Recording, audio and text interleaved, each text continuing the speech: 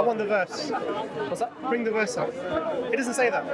I mean, I know. By the way, No, with the the verse doesn't say the testimony of two women is equivalent to one man. Bring up the verse. Hold this, please. testimony of one woman is equivalent to four men. Testimony of one woman I'll find will the be verse for you. taken. Just give me 2 seconds. Will be taken. I didn't know So this. the thing is, Will be taken, this is and the the four men's testimony will be So rejected. what people do is they take things without reading it properly, out of context, and what they do is they present things in a way that makes it look bad. So if there is no concept in Islam that a woman is somehow inferior or worthless, or it's not there. This one, it was about the fact that why is it the testimony of two women is equivalent to one man? And so I told him my argument was in response. It was according to Islam Kuwait that apparently women are more forgetful. So having that second woman is.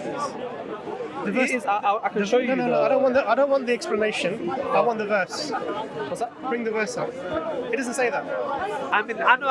By the way, with The verse doesn't say the testimony of two women is equivalent to one man. Bring up the verse. Hold this, please. I just look because for me, Islam Kuwait, I consider it to be reliable somewhat. Bring up the verse. Before you go into because you're missing the verse. Bring up the verse, please. I can't remember the verse. Which is it?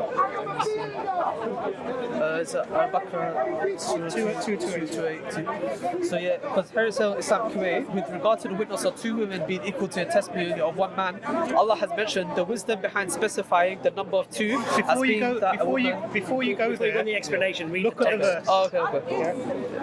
Because what you're doing is you're taking the.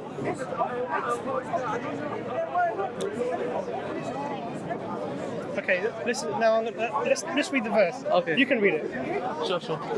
So, call upon two of your men to witness. If two men cannot be found, then one man and two women of your choice will witness. So, if one of the women forgets, the other may remind her. Okay. So what's the last bit at the end? So, if one of the women forgets, the other may remind her. Okay. What happens if the woman doesn't forget? Then her testimony can be accepted still. Not only that, but we've got. Let this sink in a bit. Actually, it's a profound point. Yeah. So what's it telling you? Yeah, it's not the case that women are inferior or that two women So is equal if to the one. woman doesn't forget, her testimony is valid. So the question comes, why the second woman? That's the question, isn't it? If anything, you could argue that it's even more beneficial because it's like an extra security layer. But let me give you a very practical example of this. One more thing, yeah. I'm too eager. When it comes to, I need to relax. let's look I at said to another him today, I'm example. going to bite my tongue a bit. I really want to hear you talk, and then I just can't help myself. Sorry, bro. What happens in the cases of I've forgotten the thing. Sorry. That's okay, you carry on. No, I'm sorry. It's going to come to me. There are some, I can't remember the case now, it's just one in my head, where the testimony of one woman is equivalent to four men. Where's that?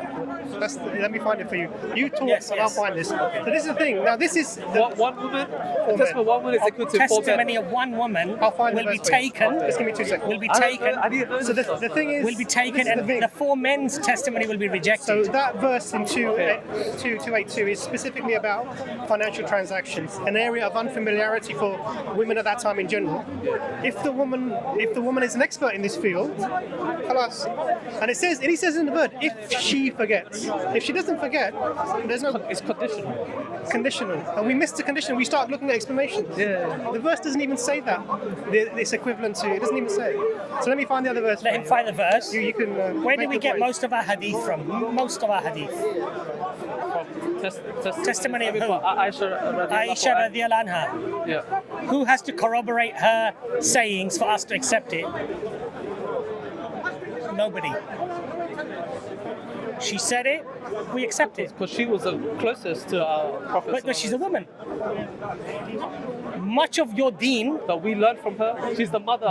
my point to you is that there's a testimony of one woman, Aisha radiallahu anha. Yeah. Most of the marital affairs of how to be with your wife, the ghusl, etc. So many other aspects of married life. Where do we learn all this from? Aisha radiallahu anha. Which Sahabi, which companion said, hold on a second, you're one woman, have you got a witness to say what you're saying? No one.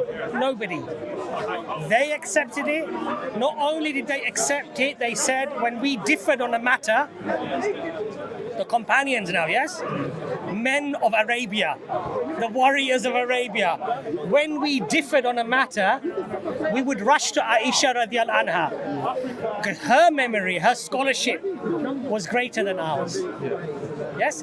It elevated women. Subhanallah, 14 centuries ago. The non-Muslims choose not to believe. 14 centuries ago, right? 14 centuries ago, when the women within even our Western world were cattle. Did you know you could go to a market and sell your wife in England? Do you know when that stopped? I think it was the 20s or the 30s, possibly even later than that. Just Google it. You could take your wife to a market and you could sell her. Some men still want to do that, don't they? Yeah, right? But what did Islam say 14 centuries ago? Her testimony, if she says something, is above the testimony of all of the men. Why? Because Islam never said, because you're a woman, your testimony is not accepted. And look at the beauty here. We're talking about the religion, of how we practice our religion. And much of it comes from the testimony of Aisha radiallahu anha. So when people think about these things, think a little bit deeper, a little bit more nuanced. Have you found the verse? I found the verse for you. But can I just quickly add something? My friend doesn't have any problems with, Aisha radiallahu age, because he understands the hikmah. Yeah, but that's a different. Because, for example, correct me if I'm wrong, but the fact that she was young, also because of her memory, we got so much. Well, that's a different discussion. The discussion of testimony, of trust, of value, of worth. Subhanallah, if you look what Islam did in terms of, the treatment of women, uncomparable, really. So here we go. So this is Surah An-Nur, ayah number 4. Yeah. Just read what it says. Okay, those who accuse chaste women of adultery and fail to produce 4 witnesses, give them 80 lashes each, and do not ever accept any testimony from them, for they are indeed the rebellious.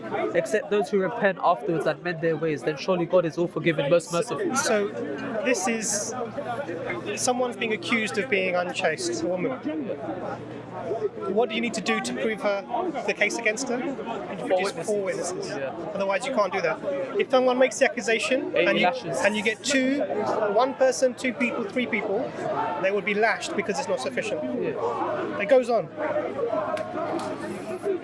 And those who accuse their wives of adultery but have no witness except themselves, the accuser must testify, swearing 4 times by God that he is telling the truth, and a 5th oath that God may condemn him if he is lying. For her to be spared the punishment, she must swear 4 times by God that he is telling a lie, and a 5th oath that God may be displeased with her if he is telling the truth. You would have suffered had it not been for God's grace and mercy upon you, and had God not been accepting of repentance, all wise. So here, what's being said, that if a husband's accusing his wife now it's a man and a woman, right? That you've done something. She's saying no. He has to swear 4 times, and then a further 5th time to condemn himself that this is the case. How does she rebut him? She does the same. And whose testimony is listened to? And it's still the same. So nothing has changed. His accusation is not accepted. So this idea that what people do is they take things without reading it properly, out of context, and what they do is they present things in a way that makes it look bad. So if there is no concept in Islam that a woman is somehow inferior or worthless, it's not there at all. Paradise is at the feet of your mother. If you want to get to paradise, have a daughter 3 daughters who you treat well and teach them in the deen, and then you marry them, so you kept them while you educate them, and you marry them off to their husbands. Great way to Jannah. Someone said, "Oh, I've only got 2. Oh, for you. I've only got 1 for you as well." So the women, our daughters, are our gates of paradise. This comes from a society where they were burying their daughters alive when they were born. Yeah. Can you imagine that this is a paradigm shift, I know. day and night?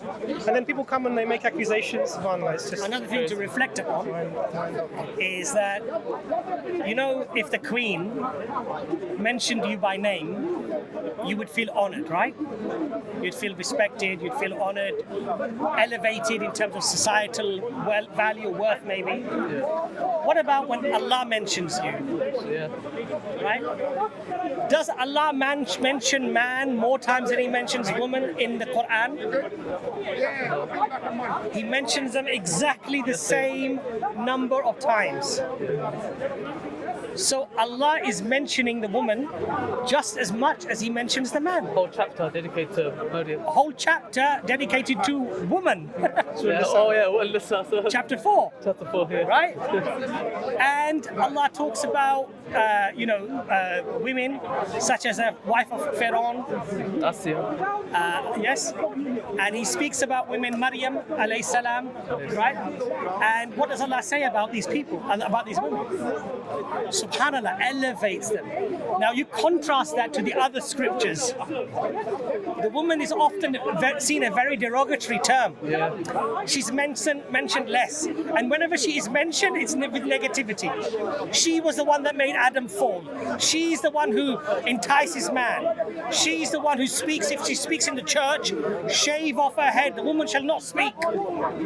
Contrast that with Islam. And these people, I'm not talking about your friend here, but these people often criticize Islam for our treatment of women. Subhanallah. I'm not saying that all Muslims behave fairly and justly to women. Clearly that doesn't happen, of course. But what does Islam say about the elevation of the woman? You know, paradise is beneath the feet of your mother. Who deserves my best treatment, my best interaction? Somebody asked the Prophet Muhammad, peace be upon him. What does he say? You're obedient to your father, look after your father's need, listen to your father. No? Mother 3 times. He said, your mother. He says, and then who? Your mother. And then who? He says, your mother. Subhanallah. Mother, 3 times. And then? Your father. This is the status of women in Islam. We elevate them, mashallah. We respect them. We honor them. You know, and the Prophet ﷺ said, the best of you men are the one who are best to your women, your wives. Yes? These are literal teachings from the Prophet of Allah telling us to be gentle, to be kind, to be loving. In fact, the Prophet said, give gifts. Give your wife gifts. When you come from a journey, don't surprise her. Tell her, my love, I'll be coming at this time. Give her an opportunity. If she wishes to get herself ready, or she wants to get the house ready, or she just wants time. Don't just secretly turn up on the door expecting to catch her, which is what some people do. Right? Islam says don't do this. Don't have doubts of your wife. Don't do shak. Don't have shak and shubha. Inform her with kindness. My love, I'll be returning, I should be home around 8 o'clock. Because her sanctity, her home, her privacy, all of these things are also respected in Islam. So this notion really of the treatment of women, this is very much misrepresented in the West. And they look at some people who act badly and they say, oh look, this is Islam. That's not Islam. Alhamdulillah. Bro, lovely talking to you. This has been Okay, so one of the most productive Alhamdulillah. We're going to send you, we're going to put the link for that video. That video that Dr. Imran spoke in about. the description of this video, inshallah. I also explained to the brother that we're going to be doing a stream. Mashallah, brother Ben came up with a fantastic name. I think it's a really good name called Doubt Busters. Yeah, I like that. Okay, so mashallah, we're going to be doing a regular stream for questions like this, sometimes with guests, sometimes with what we find online, and we will try to inshallah do that regularly. So it helps us inshallah and the brothers and sisters who have some doubts maybe to sort of give them clarity. I think that'll be, sorry, I was going to say. I was going to say, send your friend our way, either on the street, or if not, then the Lighthouse by Sapiens. get him an appointment there.